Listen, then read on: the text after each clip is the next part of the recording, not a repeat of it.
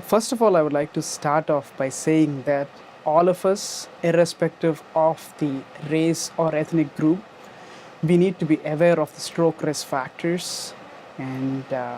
ensure that adequate care is taken to help prevent and manage them. Unfortunately, groups like Native Americans are affected by socioeconomic disparities, and with limited access to health resources, I think is affecting their them to have more of the risk factors and even increased risk of stroke in these populations, which is why we need to be very wary of these groups, special groups.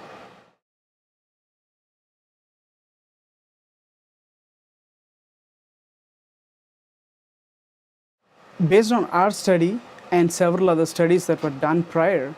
high blood pressures are actually extremely common in Native American population, especially in patients with ischemic strokes. In our study, we found out that there was more than 50%, more than half of these patients had high blood pressures. And high blood pressures can directly affect the blood vessels supplying the brain and can lead to strokes. And they not only affect the brain, but they can also affect the other organs like the heart and the kidneys.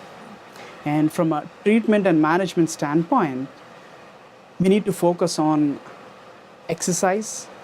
and salt limited diet and ensuring that the patients actually follow up with primary care physicians to make sure that we take antihypertensive medications and be compliant on them, and appropriate follow-up is done to make sure that these numbers are within the target ranges.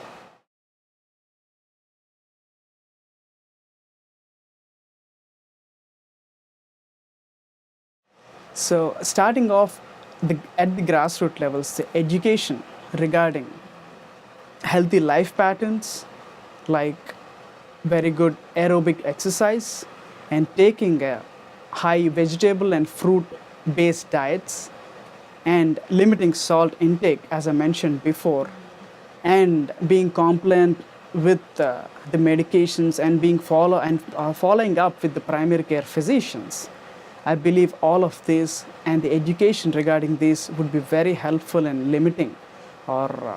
these risk factors and preventing strokes and other related complications going forward.